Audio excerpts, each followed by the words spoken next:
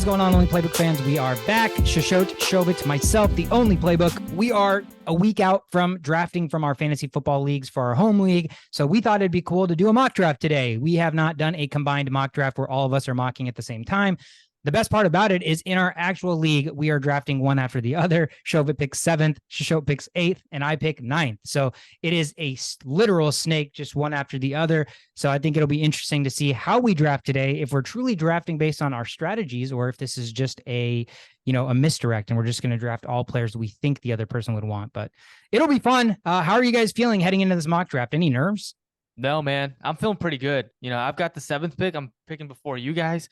It's kind of, I almost want to not pick the guy who I want just to kind of throw you guys off guard here. But I think it should be fun. So you're not going to pick Bijan Robinson. That's what you're saying right now to throw us off. I mean, that's just one name. There's another guy there. There's so many names, man. There's a lot of names.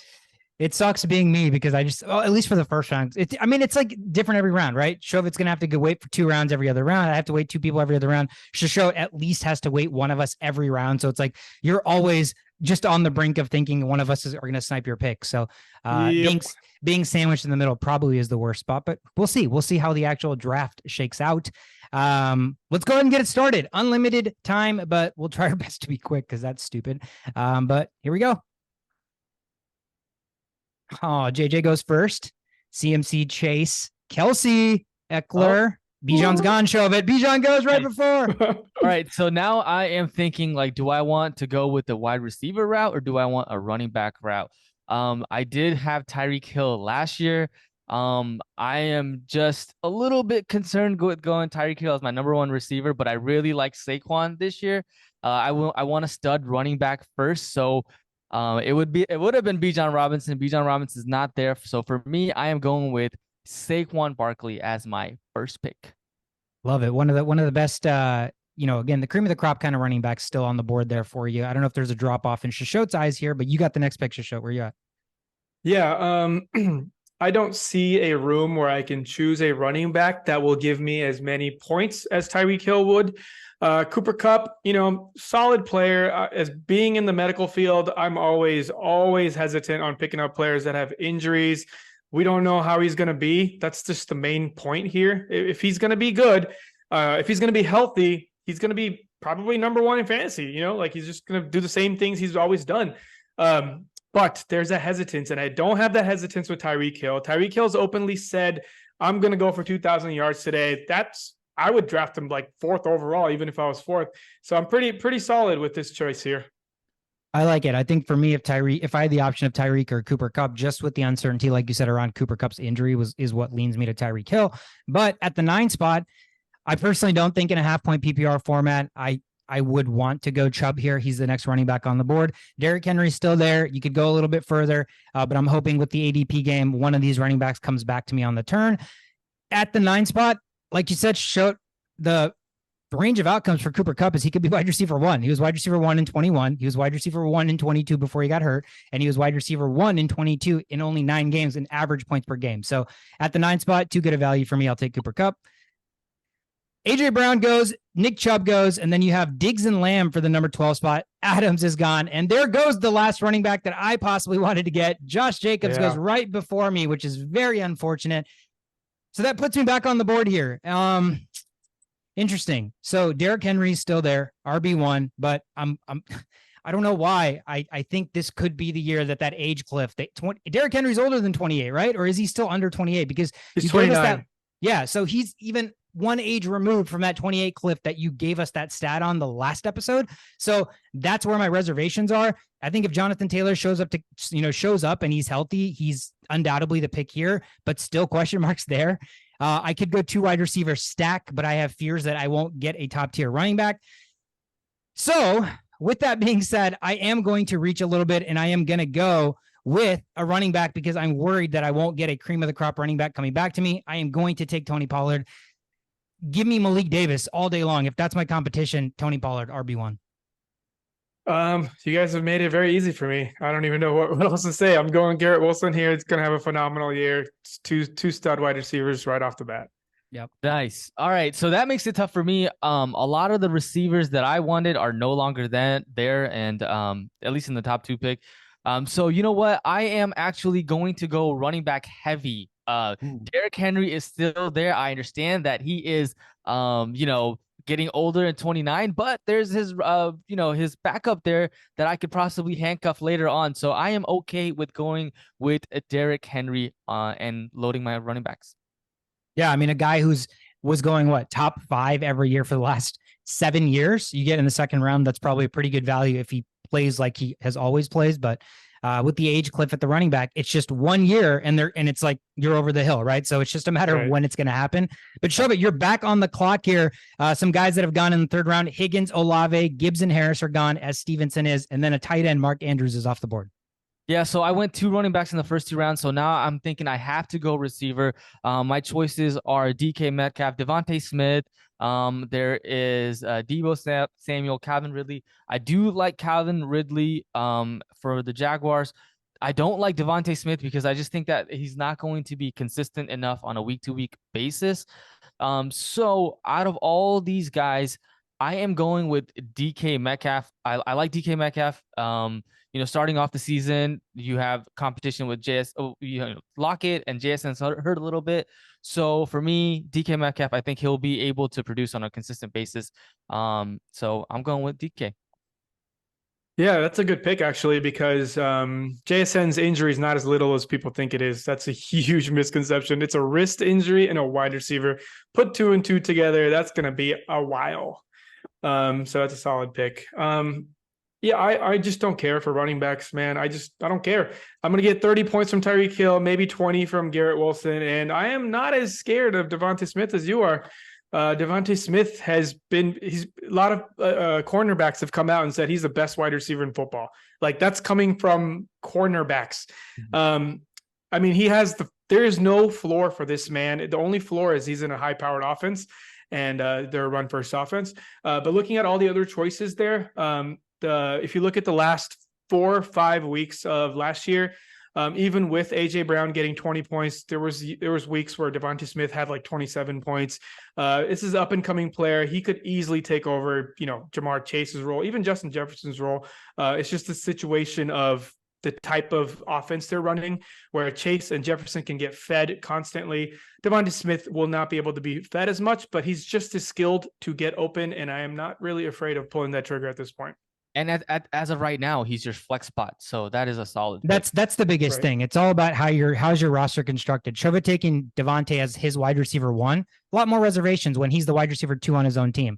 But you getting him as your flex receiver, I mean, dude, that's an absolute... Yeah, that's the thing. That's another thing before you pick Sweetcar. I personally don't look at my sheet as a quarterback spot, wide receiver spot, flex spot, wide receiver 1, running back 1, running back. I don't look at it like that. I have never have really. It's just about how many points can I generate per draft pick. And if I can fill in those spots by doing that, that's all that really matters. So whether it's 3 wide receivers, 3 running backs right off the bat, am I going to get my 60 points from my first 3 picks and looking solid as any other team right now in order to get those points? Yeah, no, definitely. Let's see when you come back where the running back spots land at the end of the draft. But have me here at the 3rd round, Cooper Kupp and Pollard on my squad. I could go either way here. I could go another running back. I could go another receiver. Not really a name I love on the board. I'm in a little bit of a dilemma because I do like ETN, but my goal is I also wanted Calvin Ridley as my wide receiver 2. Do I load up on the Jacksonville Jaguars? Am I all in on that offense? I don't know, man. It's just, I don't know if it's quite there yet. It's not sexy. I could go Joe Mixon here. Joe Mixon's still their RB1. He's in a great offense. Samaje Perine's gone.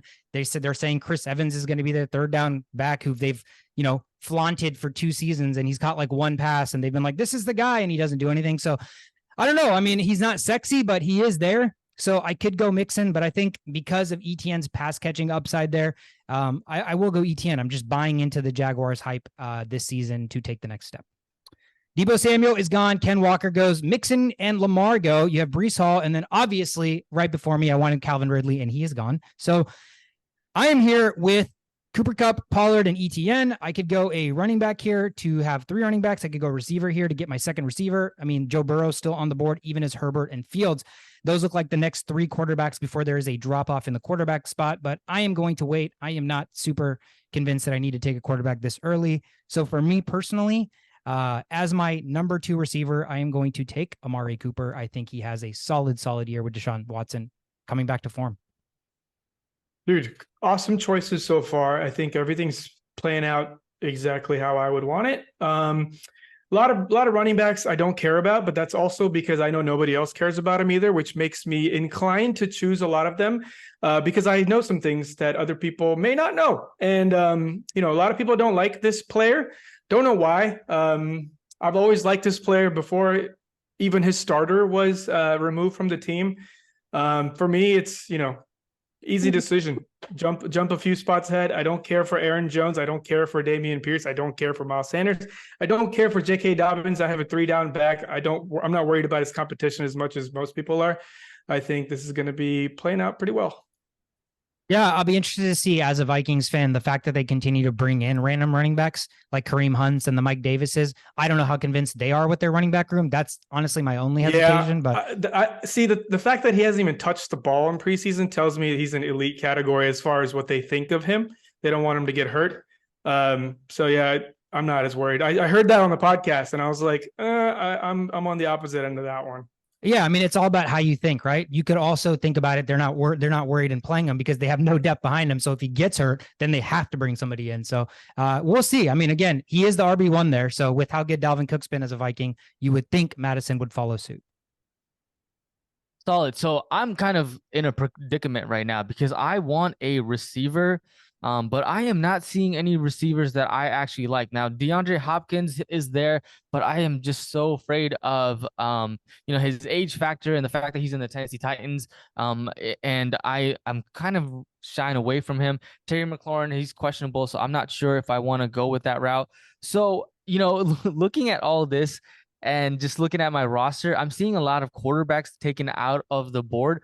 So one guy I really like, Here comes Fields, is Justin Fields. So I am going with Justin Fields. Solid. Burrow goes right after him. Moore, Allen, Yeah. Hopkins goes. Hawkinson, a little too early. Aaron Jones, Miles Sanders. You have Damian Pierce going. Kittle, another tight end off the board. Dobbins, London, McLaurin, and now we're back to you, Shovit. One quarterback went after you. So in theory, maybe you could have waited to get one of the cream of the crop guys this round, but you went Fields last round. Yeah, so gotta go receiver here. Top guy on the board for me is Jerry Jeudy. He is questionable, not really sure about his injury. I think the only other option, Chris Godwin is there, Brandon Ayuk is there. Ayuk kind of like he gets you touchdowns, but then he doesn't have enough targets, in my opinion, to be consistent. So I am gonna go with Christian Watson as my number 2 receiver. A lot of upside. Yeah, I'm kind of shocked how he's getting picked after Terry McLaurin and Drake London, but that's the CPU for you. All right, I guess I'm taking this one home, guys. There's just starting 5 is just a bunch of starters doing starter things. There's already like 100 points on the board. I don't even know if I need to continue drafting right now. Solid squad. So Shishot takes Rachaad White as his RB2, got 100% of all of the first team snaps in preseason. So we'll see how Baker can dump the ball off to him. So I am here with 2 receivers, 2 running backs. Also, real quick before you draft your pick, Hawkinson is having some issues I've heard recently. I know you mentioned he's getting drafted a little early, and I'm also on board with that fear because there may be some inner ear stuff going on. He's got like some vertigo issues. Vikings have lost players in the past with troubles in their head, i.e., what's his name? Percy Harvin. So, players like that, you do not want to draft this early, especially because they may not even play. There's a chance that Hawkinson could not play. I know I'm being a little over dramatic, but with your 4th pick, you don't want somebody that hasn't even seen the field yet, not just for like possible holdout reasons, but there's been like ear pain concerns and now like dizziness concerns. So just be aware of drafting players that early. Yeah, he had an inner ear thing all off season, so he sat out all of OTAs and everything, and people were like, well, is it because he wants a contract extension? So we don't really know. He hasn't gotten an extension. They've come out and said he wants to be the highest paid tight end, which, I mean, he's good, but I don't think he's the highest paid tight end quality. So they're almost in a weird situation where they can franchise tag him, or they could look to trade him because they have enough depth behind him. And if he's going to ask for as much as he's asking for, you really don't know. So is it the injury? Is it the contract? Is it a mixture of both? Like you said, 4th round for a guy you just don't even know what you're going to get from. A little bit of a reach, but that is the CPU for you. So for me here, tough spot. I could get Herbert. Herbert to me is the last line of top tier quarterbacks. Still think I'm going to personally wait on quarterback. Jerry Jeudy, I did love, especially as a flex wide receiver, but his injury is just more of a concern to me than I mean, I wish I had. So I'm looking here. There's a running back 3. I like Cam Akers. I mean, until there's another running back on the roster that we think is going to take carries away from him. He's an RB1 for the Rams.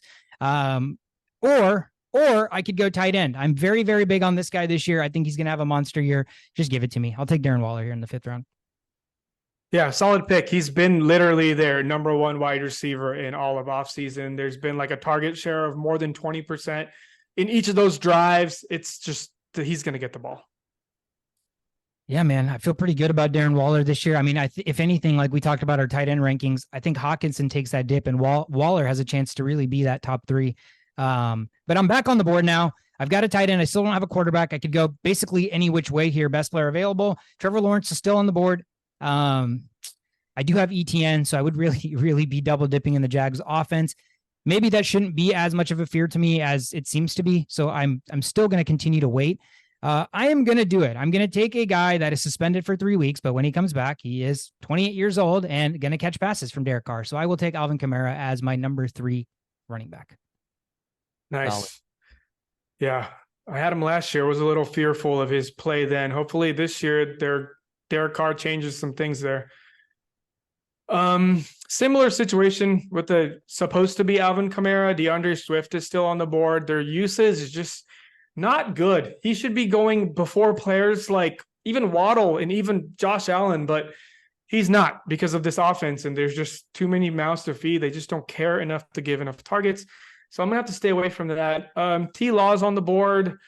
Again, points wise, him versus players 6 more picks from now, probably similar output-ish.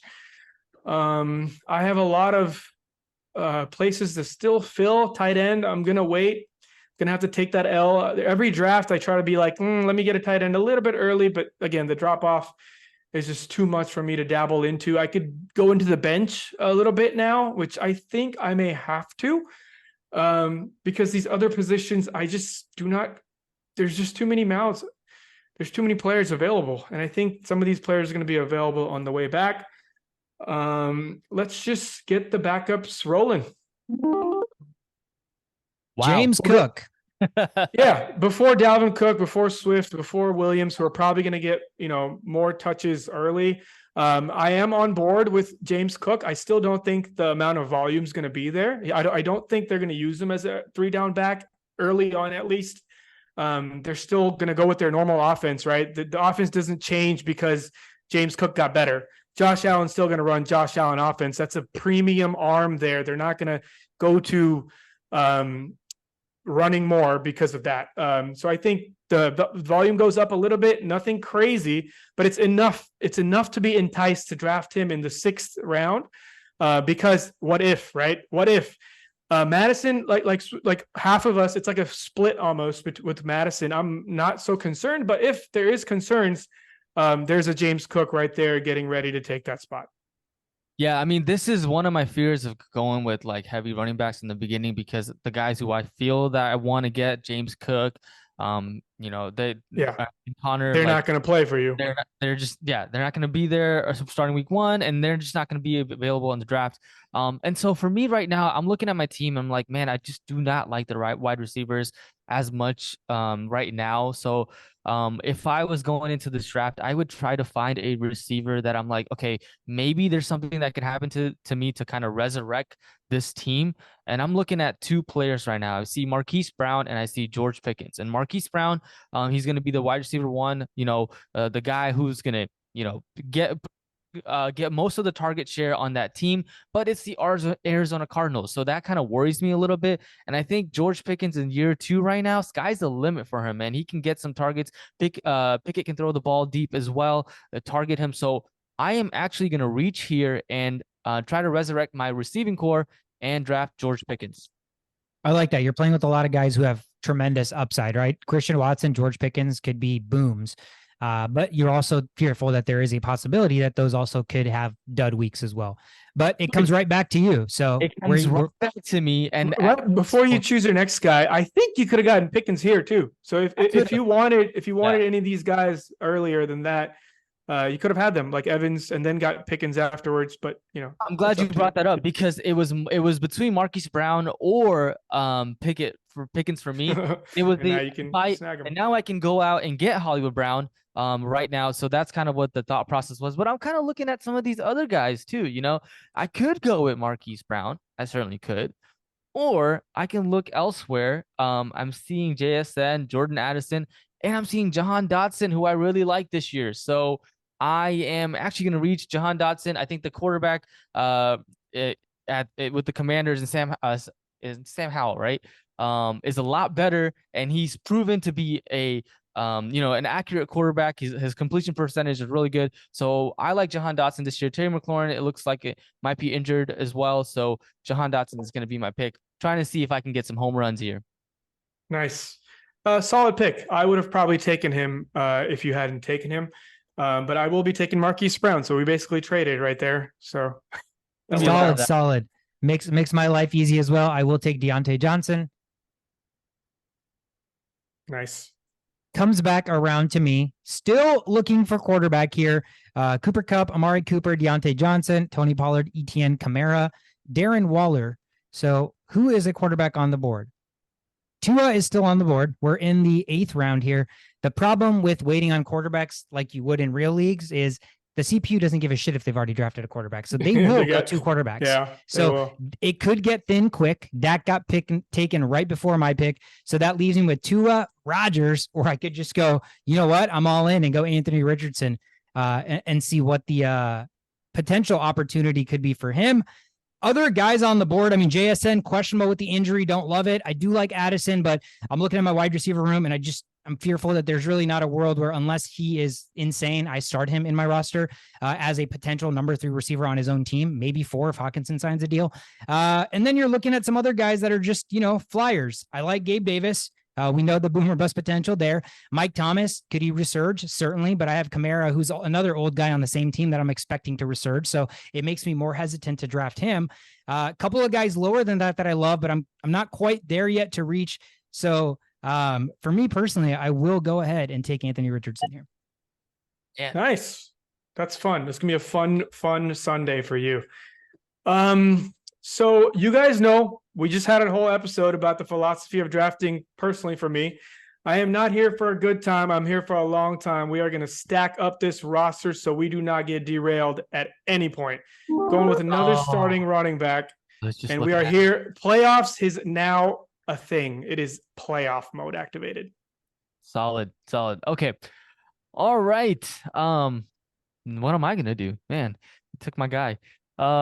So I'm looking at this roster and I'm thinking, like, I don't have a tight end yet, and I want to try to get another tight end later on down the line, trying to get some 2 tight end situation. And I don't hate Pat Freiermuth this year. I think Pat Freiermuth with Pickett. I'm just bought in on the Steelers right now, honestly. So for that reason, I'm gonna go with tight end Pat Freiermuth. It must be fun when your team actually plays their starters in preseason against very vanilla defenses. It gives you hope that your team is actually doing good. And then you realize that all the defenses play a base shell, don't blitz, don't do anything cool. And then you see some teams just don't even play their starters at all. So it's like, man, where is preseason really gone and how much can you really take away from it? No, 100%. And then I'm glad you brought that up because it's not just about Pat Freiermuth. It's about just having that tight end there for me, just in case this guy is not available, who's a guy that's going to be playing potentially receiver position, not even tight end. So I'm going to go ahead and draft 2 tight ends back to back, Dalton Kincaid. Damn. And, just in case Freiermuth and that, the defense isn't good enough, we've got Dalton Kincaid that can play tight end position as a receiver. Yeah, quick little insurance for you in the very next round. I like it. I have no words. I have no words. I can't wait for this actual draft because there's 3 human beings right now, and we're doing a pretty good job of like, picking things the way we like it and everything. And all this other stuff is just random and just like chaos. Like if you look at team 1, he drafted 5 running backs in a row. Just Dude. like I think with team 3, or there was another one that also drafted, like, it was just a weird draft. Not I mean, 3. it happens. We could honestly argue that Shishot's team is CPU because he's got 3 receivers in a row, right? But look at team 6 went 3 running backs, team 8 went 3 receivers. So it does happen. Like you said, maybe team 1 is just BPAing or just loading up their bench. 5 in a row. I don't know about that It's one. massive. That is a lot. But okay. All right. So it's back to me. I have a solid core. I mean, I don't see myself, using early free agent picks anymore. There's enough to go around for everybody. A lot of potential down there waiting to go off as well. So, quarterback I could pick, but is Sweetcar going to pick a quarterback that I would want right now and derail my team? Probably not. Tight end. If you're not getting everybody up to Dalton Kincaid, I personally don't even care if I don't even draft the tight end at all. So let's see. Let's see what we got here. Rashard Penny. I want no part of that running back situation. Yeah. So none of these players would be playing for me, so I'm going to stay away from that area. Wide receivers. I don't know who I would ever start at this point, but the upside is what tickles my balls, and I think the upside here with some of these players. I'm going to grab one more that I believe could end up being number 1 overall, and trade value is just on deck on my team already. So I'm going to go reach a little bit. Reach a little bit and go with The Elijah anticipation. Moore. There it is. Elijah Moore traded to the Cleveland Browns, wide receiver 2 potentially in the slot. That Solid. puts me back on the board here. I will go with my favorite receiver in the rookie class, Zay Flowers. Come on down. Tua gets drafted right after me. Quentin Johnson. Rodgers is gone. Shishot, you get your quarterback because I'm not going to take him. I don't know what quarterback you're talking about. Your quarterback. You get your quarterback. So you got me here coming back around. Got a quarterback. Got 3 running backs, 4 receivers, a tight end. I'm looking at best player available. Don't love Juju in that offense. I do like Samaje if Javonte is really, coming back from that injury and not all himself. I like Samaje as a pass catcher as well. Devon A-Chain, super speed, but just too small for an NFL running back, in my opinion. So he's just going to continue to get hurt. And Miami's running back group is kind of sus. If anything, I would probably go down and take Raheem Mostert because he's probably going to be the starter until A-Chain comes back from injury. So it is kind of thin here. I could continue to build my roster out for some depth, some running backs that I like that, have some possibility to become starters as the season progresses or, fight for some playing time. I will take a running back off the board here. Give me Jaylen Warren. Nice. Solid potential there. Okay. It's pretty easy for me. I still can't believe I'm going to get a top 5 quarterback in the 10th round, but I'm going with Geno Smith. Wide receivers galore. I mean, probably the best rookie wide receiver I've ever seen in my life.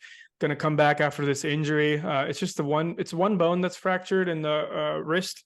Those are carpal bones. They take time to heal, but once you come back from it, you're back to normal. There's just too many weapons. Second year playing with these guys. It's going to be great. I think he's got a running back situation where there's just too many mouths to feed back there. It's going to be a solid offense. And I can't believe some of these quarterbacks, I mean, all the quarterbacks that have gone so far makes sense, but that's the drop off for me. After Geno Smith, I don't even want any of these quarterbacks. It would have been miserable if you would have picked Geno Smith there. So super happy. I wish I could just keep this team for all my leagues right now. Awesome. Yeah. Yeah, both picks I think were great. So for me right now, I'm looking at my team, and I think that my concerns with Derrick Henry are for real. So I want to get his backup, and Ty Spears looks like be the guy that looking pretty good on preseason. So I'm gonna go ahead and get my handcuff right away, so that Riaz or anyone else as a Titans fans don't come in and scoop him. That's fair. That's fair. Much respect, man. Handcuffing in the 10th round. So there goes Kirk Cousins. Now we're basically at, hopefully no other quarterbacks get drafted because none of the quarterbacks should get drafted. You're seeing a lot of young guys: Rashad Bateman, Tank Bigsby, Jamal Williams, Sky Moore, Damian Harris from Buffalo. Shove it. You're back on the clock here in the 11th round.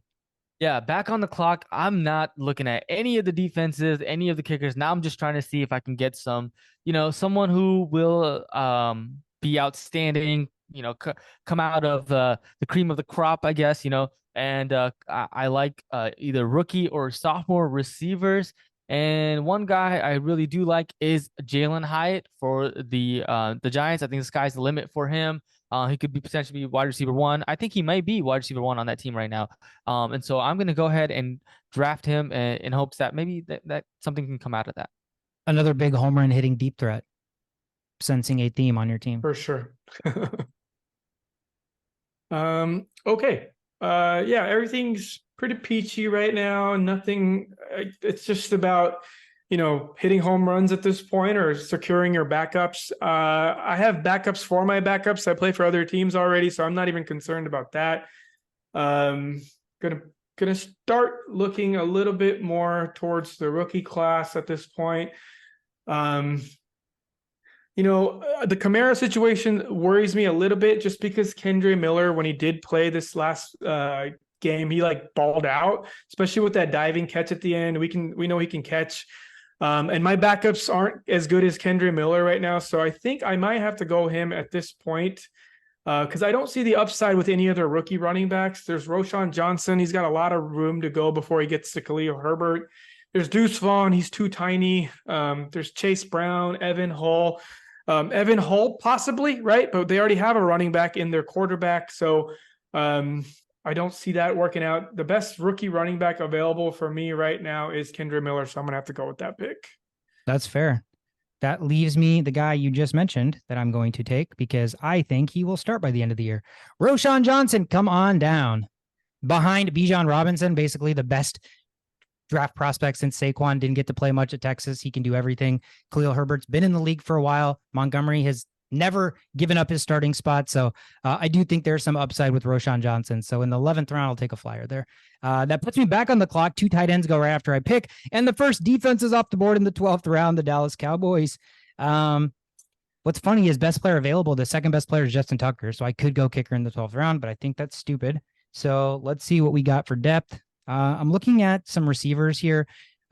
Still not completely convinced, to be honest with you, that, Christian Watson had the crazy awesome season he did last year.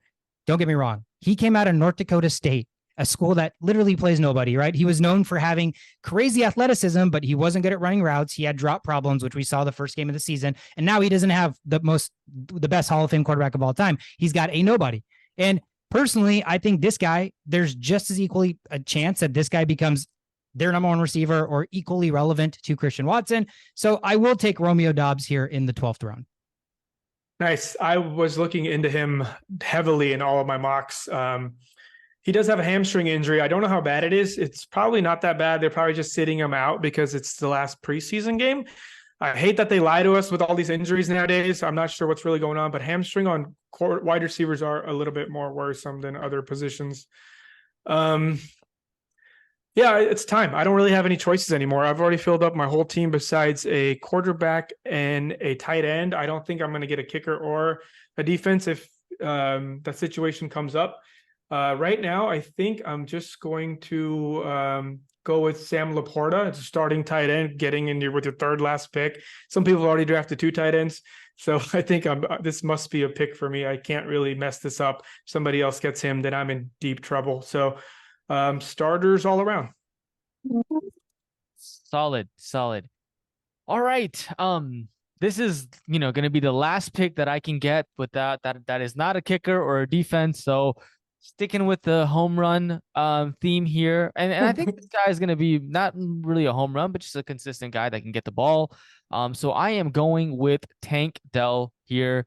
The guy from Houston Texans, receiver, loved what his preseason was, just the production that he had. And I think he's just going to be a guy that takes over the Brandon Cooks role that Cooks had last year.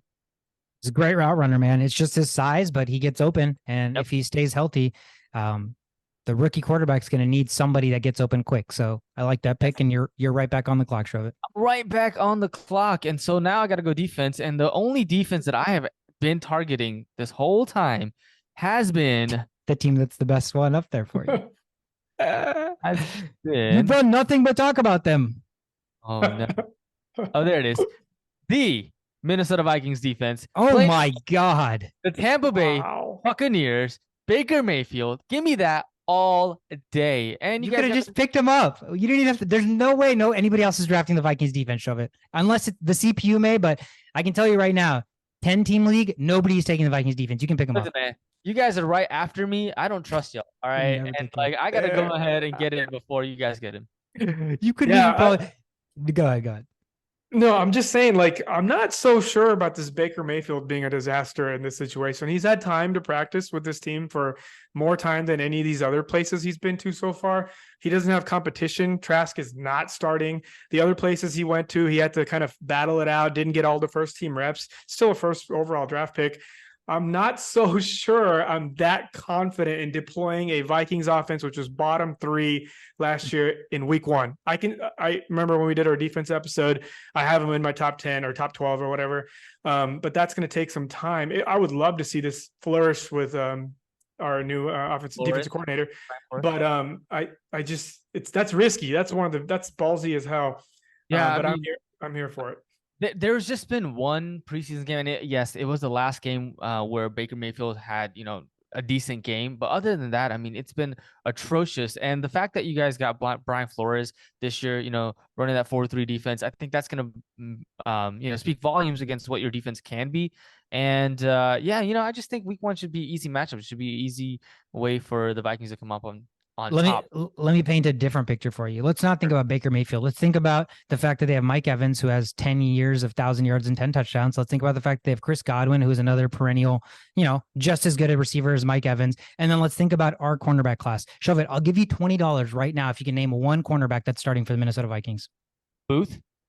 He's not starting. No. So nice try. He's like our fifth string. He might not even make the 53. He might not make the team. Yeah. So just to paint you a different picture, who the fuck is covering these amazing receivers that they have? Nobody. Literally nobody. So yes, Flores can drop as many blitzes and things like that as possible. But when I'm getting a 50-50 jump ball to Mike Evans and the guys covering him are, me, maybe, like, yeah, I am a little worried. So the talk with the Vikings defense is not about, so last year we allowed like close to 28 points a game, right? Like piss poor, like you can't, that's terrible. The point here is they're still going to allow that many points, but the chances of making big plays on the defense skyrockets with Flores. It's just a whole new defense. Doesn't mean the players get better. Yes, some players will get better. The middle, we lost core defensive players, a lot of them, a lot of superstars we lost. So we have, Harrison Smith still back there kind of like managing the situation, but the cornerbacks are just so young and so bad, they're going to get scored on. So you drafting the Vikings is more on the basis of turnovers, causing touchdowns on the defensive end, but allowing points wise, that's the only thing that's stopping me because I haven't seen that improve. I've only seen that get worse. So they're still going to allow a significant amount of points. Fair. I just don't believe in Baker Mayfield still, but we'll see. Yeah, that's the other point. Is like, I believe in Baker Mayfield more than most at this point. There's just too much talent, and the situation is better than most people think. But we will see how that plays out. All right. Speaking of Baker Mayfield, I will not be drafting him, but I will be getting Daniel Jones at this point right here. It just makes sense, right? Getting your 2 quarterbacks in your last 5 picks, but one of them is a top 5 quarterback. One of them can be a top 5 quarterback. He's getting Darren Waller to play with now. Saquon's still back there. And a lot of young receivers that people just don't really know about. If I told you to name me 3 wide receivers on the Giants, people probably can't do that. So, with these up-and-coming receivers stretching the field, still has Shepard back, who's always been reliable. I think this offense takes a next-level approach this year, and I think Daniel Jones is going to surprise a lot of people. I'll keep mine easy. Taking a number 1 receiver in the 13th round. Sign me up. Nico Collins, come on down. And we're right back to me, this is cool. I don't have to take a kicker and defense and sleeper. That's awesome. So I can end my draft without a kicker or defense and just have to pick one up. Yep. Pretty interesting. Okay. Well, then in that case, I will take another rookie that I think has some upside. Give me Rashee Rice, receiver for the Chiefs. Still waiting for a receiver to become the receiver for the Chiefs after Tyreek Hill. Going to continue to take swings until somebody decides to be that guy. So Rashee Rice, you're the newest guy. Come on down. And with my last pick, I have 5 receivers, but I'm going to make it 6. I don't want a kicker or a defense. Wait till much closer to game time for all of that weather news and who's hurt, who's not hurt news. So I'm going to go with more safetiness. Have a ton of running backs. They're all starters. Don't even besides Kendra Miller, but he's probably never going to see the field. The only thing I can really do is get another tight end to back up Laporta, but I don't see that happening. He didn't get hurt in college. I can do that later on if that does happen. No need to back that up at this point. I think at this point, I'm just going to get another receiver. And if Garoppolo can't do what we probably think he can't do, which is throw the ball deep to Adams, those numbers are going to fall down on both ends there, which means he's going to do what he's always been doing, and that's throw 5-yard, 10-yard routes. And Jacoby Myers is here, new shiny toy to get up the yakage, big yak energy. Solid. All right. So for me, yeah, I won't go kicker either. I'm gonna try to see if I can get some home run hitters here. And the guy I'm looking at is Jonathan Mingo. Could potentially be a wide receiver 1 for Bryce Young if he has, if Bryce Young can prove to be a good quarterback. And so I'm gonna go with Jonathan Mingo because sky's the limit for that guy. Beautiful. That does look like it wraps up the draft here. You can click on basically roster, I think, to look at your roster. Let's run through it. I'll run through my roster real quick. I have Anthony Richardson as my quarterback. So right there, it's either he's good or my team sucks. But the good thing is I can get a Jared Goff come on my team from the free agency. Russell Wilson, if he resurges, gets 15 points a game, I can pick him up. So playing with fire here, but the goal is to win. So I got Anthony Richardson, Tony Pollard, Travis Etienne are my running backs. I have Cooper Kupp and Amari Cooper as my receivers. Darren Waller is my tight end. Flex spots pretty open right now. Alvin Kamara, Deontay Johnson, either way. But then my bench is basically a bunch of young guys. Zay Flowers, Jalen Warren, Roshan Johnson, Romeo Dobbs, Nico Collins, and Rashee Rice. No defense, no kicker. Nice. That's a solid team. That should be a lot of dubs there. Especially if Richardson goes off. If Richardson is as good as Justin Fields, then the sky's the limit. Next up is my team. Right.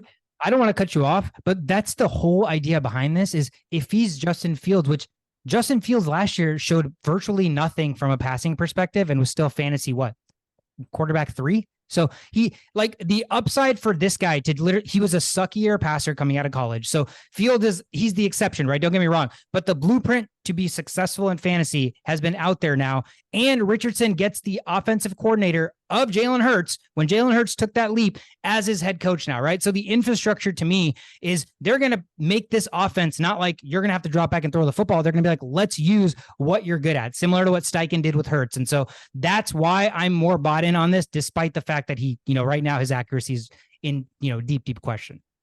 Yeah. No, I get it. I would have easy snag there. Probably would have waited a little bit to see if he came back to me, but that's an easy fantasy pick by far.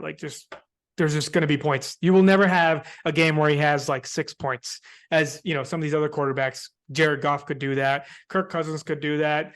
It's the floor is just way too high to not believe in stuff like this. But passing wise, you're absolutely right. He was like the number 3 worst passer in college football or something. It was something really low, but we don't care about that stuff when it comes to fantasy. He's got a Jalen Hurts offense. Anything, the sky's the limit. Sky is the official limit for that guy. So I don't have very many crazy potential players on my team. I just have things that I've seen happen and things that I know will happen. Some of the positions to start off: quarterback, Geno Smith, not a sexy person for many people for many reasons. He was a backup his whole career, comes back, and now he's all of a sudden has a couple of years under his belt. Is that believable? Maybe, maybe not. The weapons are just too many. You could throw anybody in this quarterback position and they would flourish. And he can run too in certain situations. So it's 40 yards on the ground that you wouldn't get from another player like, let's say a Herbert, unless Herbert starts running the ball out of nowhere all of a sudden. That's just one thing that he has a slight edge, and he goes so much lower than Herbert. that I just had to grab him. Alexander Madison, already talked about this. Rashard White, already talked about it. Those are starting running backs with nobody fighting for their jobs at this point. Yeah, there's players coming in, they're bringing in players, but they do that for pretty much every player on every team. Tyreek Hill and Garrett Wilson are the other two guys. Those are my first two picks. Nothing to be said. I expect 40 points minimum every week from those guys. Laporta, starting tight end, plays lights out, has the hands of just as good as any other tight end not named Travis Kelce. Drafting him in the 12th round is going to be just, I don't even know what to say. Devontae Smith, your third pick is now your flex. Nothing to be said there either. And then bunch of backups who are going to be starters or are current starters. Marquise Brown, we've seen what he does when there's nobody else fighting for his job. That's like 10 targets minimum. James Cook, up and coming, could easily take number one running back role if he sees a 3-down workload. Khalil Herbert, pretty high on this guy. He's always ate up Montgomery every time I had him, and he has the potential to be a superstar as well. Elijah Moore also has potential to be a superstar. Kendra Miller, if he starts doing good right off the bat, I don't see them just turning off the fire because someone else is coming in. Daniel Jones, I talked about him, could be a top 5 quarterback. Jacoby Myers, it's Garoppolo, bro. Like, he's going to catch like 80 passes minimum. Solid. Yeah, no, that's a solid team. I think a consistency.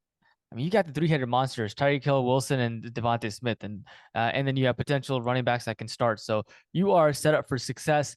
Yeah, looking at my team, I've got, the 2 running backs that I start off with. So I'm pretty confident about that. My concern about this team is that if there's any injuries with the running backs, I have Derrick Henry's backup, Tyjae Spears, but Saquon Barkley's backup, I didn't target him for the handcuff because honestly, like you can put anyone else back there, it's just not going to be the same as Saquon. Just from like previous experiences of having Saquon and his backups. I do like my receiving core now. That was my big thing going into this draft. I was like, I need someone or guys that will step up and potentially take away the wide receiver 1 responsibilities on that team, or just command a lot of opportunities. And I think Pickens is one of those guys, and Dotson is also another one of those guys. So I'm hoping that they will step up and be more involved into the offense than they were last year. And then I've got some, Dalton Kincaid potentials. Is there a lot of potentials on my team, not guys that I would say would make a direct impact week 1, but I'm playing the long game and hoping that this team with, Justin Fields, Watson, Pickens, Dotson's, Muth, Kincaid, it can be something of material throughout the course of fantasy football. Yeah, again, a lot of upside picks is kind of the story for you. You have surefire running backs. I mean, on paper, right? So you should at least have some stability in the running back room, so it allows you flexibility with how you want to start your receivers. I would say your floor is there with Barkley, Henry, and Field, right? So it's all about, do you want receivers that have floors? Like, Metcalf's probably going to have a consistent floor every week with no JSN, or you have Watson and Pickens and even Dotson who have tremendous upside, but we're not quite sure what those floors are. But if any of those 3 are wide receiver 1s or 2s that have consistent floors, then all of a sudden your like first 5 picks look, your top 5 is pretty solid. So I'd say overall pretty good. I mean, if I had to grade it, I think Shashode having those top 3 receivers, just having Devontae Smith as your flex is pretty much a huge win in my opinion. So I'd say, starting off really, really strong there. So personally, I would probably give the edge to him in terms of the overall structure of the team. But again, question marks on the running backs. We could see how, like, a lot of these running backs are starting running backs, but at the end of the year, they could not be, right? That's the whole idea of, you get a Eckler, McCaffrey, Bijan, Barkley, unless they're hurt, from starting week 1 to week 17, they're the guy. But as you get down the list, you never know if that's the guy or not. But personally, if I had to grade it, I think Shashode has the best team. I don't know what you guys think. Yeah, I mean, a lot of potentials on the running backs, but the running backs have to step up. I do like that Khalil Herbert pick. That's he's going to be the RB1, and getting him in the 8th round was solid. I mean, first of all, I want to go in every draft trying to get Tony Pollard. Tony Pollard, I think, is going to overpower McCaffrey. McCaffrey's a joke to me. I laugh at that situation. He's good, don't get me wrong, but he's not. You can't take a fish and tell him to climb a tree, right? You're telling McCaffrey to play in an offense that's Kyle Shanahan based which we've seen how it does. And we've seen the sparks of McCaffrey when it does happen, but you're not going to get the consistency that you get from a Barkley or a Henry or even a Pollard moving forward. So I think you guys did a great job grabbing those players, and maybe like blessed that McCaffrey didn't fall, but McCaffrey's falling in a lot of people I trust drafts. And it's for that same reason. Mitchell is no joke, man. Mitchell is no joke. He will command enough carries to make situations frustrating for McCaffrey owners. And then another thing I want to talk about is Darren Waller, Tony Pollard, and Christian Watson and George Pickens. Those 4 picks I absolutely love. Like, I love those picks to death. The amount of upside with all of those is just crazy. Darren Waller will probably have the best year he's ever had. And that's trying to overpower his 10 catches a game he had with the Raiders at some point. So the back injury is the issue, but he's saying, this is what he said. He seems like an honest upcoming guy, but he says, the back pain that I've had is not an issue anymore. That is the least of my concerns. That is what he said, right?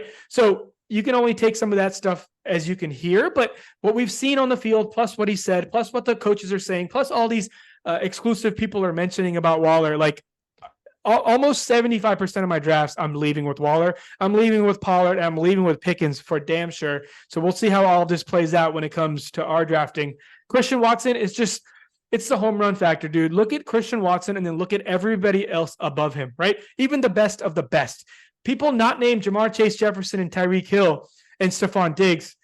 I mean, dude, Christian Watson could easily take over Waddle. He could take over St. Brown. St. Brown's, I should have more respect for St. Brown. He could probably be above with those guys strictly from a reception base, but he's not a home run threat. He's not a deep threat, right? So he is lacking in that aspect as well. So if Christian Watson can get open, which he does almost every play, he will take that ball home. And if you look at every other player before him, like McLaurin, London, Cooper, Ridley's an exception. London could have a unique season because of just the deep bomb aspect of it. But these other players, man, like DJ Moore, are you fucking kidding me? He's still getting fields. DJ Moore is going to get maybe 70 catches max. We're still running the same offense, folks. Nothing's going to change. DJ Moore is not going to come in here and get 110 targets. It's just not going to happen. Everybody thinks everybody thinks that acquisition is like, the Eagles getting AJ Brown, right? They're like, oh, we have this up and coming quarterback. We're getting a superstar receiver. And I think everyone's like, Moore's always been good. He's never had a quarterback. Is this finally it? But I am in lockstep with you that, like, what are we expecting? We're expecting too many things to happen for DJ Moore stock, right? You're expecting Justin Fields to take the leap with passing the football, right? Like the thing that he's already done well, that's shown success, is running the football, but you're expecting that he's going to take the leap passing. You're expecting DJ Moore, who's consistently played with subpar quarterbacks, but he's also had a ceiling with his production. So you're expecting him to take a production leap with a quarterback that you don't know for sure has thrown the football accurately in the NFL consistently, right? So there's 2 people that you're expecting to do well, to progress, just for DJ Moore's stock. He's one of the most baffling draft picks for me. I'm glad you brought it up. I don't understand why he gets drafted as high as he does. I really don't. Yeah, 4th round is pretty insane. That's way too high. You're getting number 1 receivers on other teams that actually pass the football there. Yeah, but I mean, the price is right at some price, and that price is Godwin. You're getting Godwin 2 rounds later than DJ Moore. DJ Moore is going to be great. Don't get me wrong. Mike Evans, even, dude. Mike Evans, the most disrespected receiver. Why? Dude, of all time. The most disrespected receiver of all time. Well, I mean, he's just not consistent, right? Like, no, what? You shove it. You're losing all your... No. Oh, God. He's the only receiver in all of football that's had over 1,000 yards. Okay, he is Mr. Consistent. Let's hear. Let's talk about last year on a week-to-week basis, right? You have these outliers that have like 3 touchdowns games and like really great numbers, right? But then there's games where he doesn't have that. Like, he doesn't produce. He's not the league week winner for you that week. And maybe that was because of Tom Brady. With Baker Mayfield, yeah, he has a bigger arm. He can do that. But you cannot tell me that he was a consistent guy. No, man. In week out. It's not about 1 year.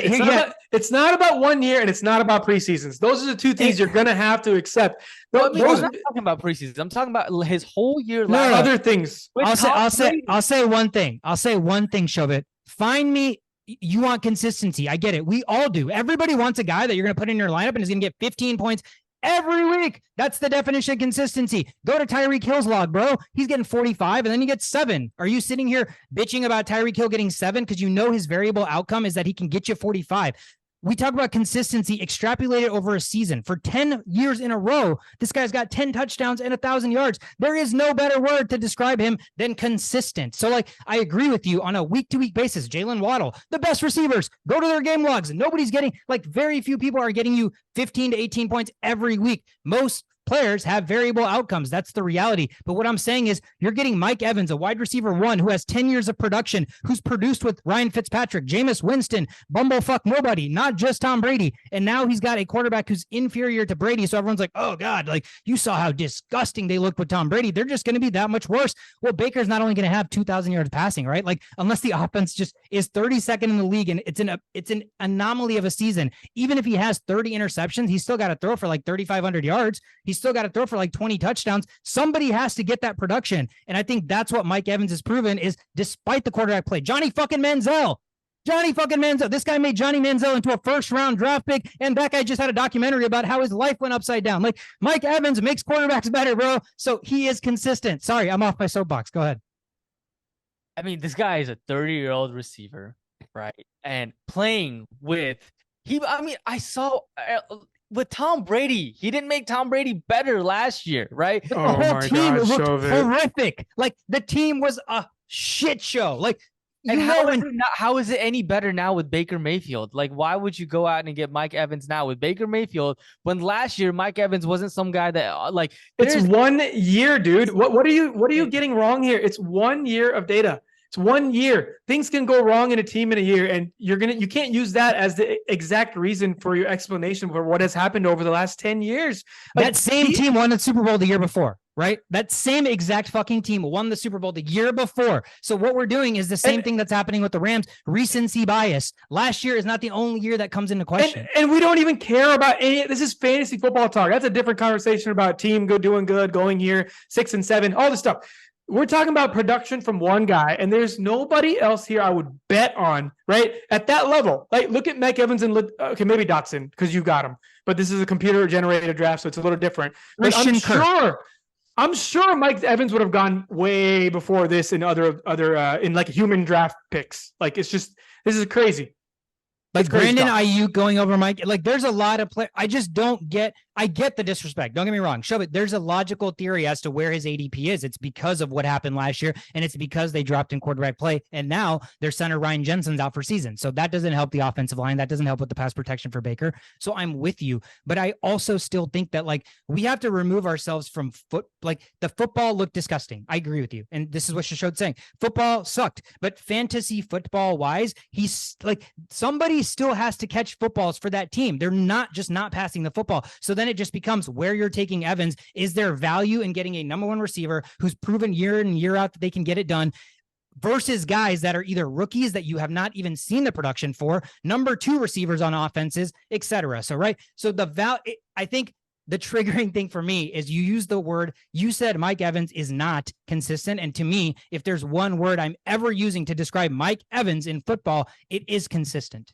So let's go back to where this conversation first started, right? Like if we were talking about whether we would get DJ Moore or we would get Mike Evans, I am 100% with you. We're getting Mike Evans, right? But am I going to go and target Mike Evans? Like, no, there's no way. I will shy away from Mike Evans because I just don't believe that he will be a guy that will win me a league this year. I get it. That's why I don't have Mike Evans on my team, and I have shitload of receivers. I'm also not targeting him, but I was just mainly talking about, look at all these receivers that went after DJ Moore that will probably get more targets than DJ Moore, that will probably get more touchdowns than DJ Moore. That's it. And, DJ Moore could be a good wide receiver 3 for somebody, right? He could definitely be. But if you're going into your draft with somebody that's going to get like maximum 75 catches, bro, like in the 4th round. And in the 4th round. ADP. DJ Moore went 4th round, 8th pick. Mike Evans went 7th round, 6th pick. So nobody is telling you to go into your draft and target Mike Evans, but Mike Evans is going 3 rounds after DJ Moore, who everybody seems to believe in for some reason. And he has as many question marks as probably any other receiver on the board for where he's getting drafted. 3 rounds after. And you just told me on this recording, like, if you had to pick one, you're taking Evans. So that's that's the whole conversation here, is why we're arguing for Evans, is he's going 3 rounds after Moore. Because there's also other guys that I'm picking before Evans, right? Like, I mean, like Watson, Pickens, Dotson. You picked Sasa picked Marquise Brown. I would take Evans over Gibbs. I would take Evans over Pickens. I would probably take Dotson over Evans. But you're picking that, right, based on your logic. But again, somebody could literally be like, you're picking Dotson and Pickens, and let's go to their production, because you want to talk so hard about last year Evans production. What the fuck did those guys do last year? Nothing. They've never produced anything in the NFL or proven to be good. These guys are second-year receivers, and historically, second-year receivers have the. Is it 100% rate? I mean, it's not 100%. I don't think it's 100%. So Mike Evans with 1,000 yards is not 100%. I mean, I'm just saying that. No. You just said nothing is 100%. So I'm arguing with you. You said nothing. I said It's over got the a last valid 10 point. years, Mike Evans is 1,000-yard receiver is 100%. Those are the facts. So hold on, real quick. I just have one thing to say. What you're expecting from these second-year receivers is basically Mike Evans' production. That's what we're expecting. More than Mike Evans' production, right? Sure. We would love that. Everybody would definitely. George Pickens. I mean, more than what Mike Evans can produce this year. I am arguing that Pickens and Jahan Dotson could have better finishes than Mike Evans. Which I don't know. I don't know who you'd be arguing that with, because not anybody on this podcast. But yeah. But I mean, that's the point, right? Like, why I didn't go with Mike Evans before all these guys. I mean, I just don't have faith in Mike Evans like that. Maybe, I mean, I don't know. After 7th round, yeah, go for it. But before then, it still seems crazy. But I will agree with you guys that picking DJ Moore on that 4th round is ridiculous. Like, that doesn't make any sense. Yeah, I mean, we all trust our own draft processes, right? Like, I'm going to draft a certain way. You're going to draft a certain way. Shishow's going to draft a certain way. Yeah. Like, I at least we're in lockstep with the DJ Moore thing. But again, I will fight to the death with Mike Evans, because every year he outpaces his ADP. It's like Tyler Lockett. Look at every single year preseason rankings where Tyler Lockett is ranked. Every year they're like, oh, he's finally just not going to be as good. He's finally not going to be as good. For like 8 years straight, where Lockett gets drafted and where he produces end of the season, he outpaces his ADP. And again, I think the goal is, you're drafting guys because you think they're undervalued, and Mike Evans in the 7th round over guys like Hollywood Brown, even though he's getting target share, he gets hurt more than Mike Evans. Mike Evans is like like the epitome of a guy that stays on the field. Also, don't get me wrong, like, he's not injury prone, right? So you're going for consistency, a guy that doesn't get hurt, a consistency, a guy that gets you 8 to 12 touchdowns a year, and consistency, a guy that gets you 1,000 yards. So I just think Christian Kirk, Michael Pittman, Mike Williams, even Brandon Ayuk, like, all those guys in that area have way more range of outcomes, in my opinion, than Mike Evans. But we could talk about this all day. I'm probably going to have to cut some of this Mike Evans stuff from the actual podcast, because we've talked about Mike Evans for like 30 minutes. But any final thoughts on this draft? I love it. I love the intensity. I think this makes for great content. Is we have a huge disagreement with Mike Evans. So let's see how Mike Evans does this year. Do you guys have anything else to add about this draft, about the way your draft went, about who you're hoping you target, or any time in this draft that like one of us sniped your picks or anything like that? Yeah, you said something about Jerry Jeudy. I want no part of Jerry Jeudy even before he was hurt. That's the same thing. It's the opposite of Mike Evans' conversation, right? You're like hoping he does something, takes the next step. How many years do we wait for this man to take the next step? How many more years do we wait to get an upgraded quarterback? Oh, the quarterback's not doing great. You want to deal with that headache? Be my guest, but I will not be the one to be dealing with that situation. Yeah, I think he's going through a hamstring injury now, so that's a whole different thing. Like, yeah, stay away from Jerry Jeudy. Before, I thought, he would be a good 5th rounder, potentially wide receiver 3 flex spot, but with the injury, no, stay away. Yeah, I want to say, like, again, roster construction is so important. Like, if you draft somebody in the 1st round that you think has a surefire range of outcomes, right? He's a hit.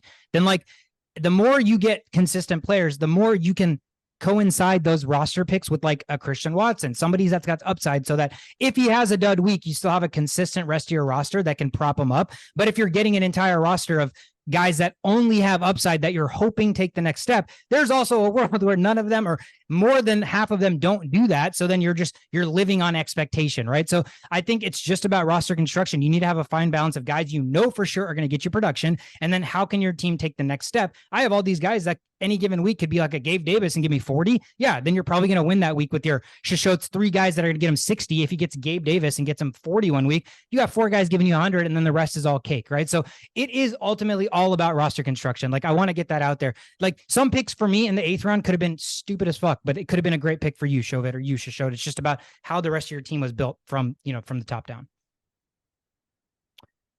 That is it, guys. I don't know how long that episode went, but I feel like that went really, really long. That is the mock draft. The beauty of this is we are actually drafting our real league in a week, and exact same spot, same 12-man half-point PPR. So it'll be fun to see if Shishot's entire roster that he has here is Fugazi, and he just doesn't take any one of these. I don't even like wide receivers.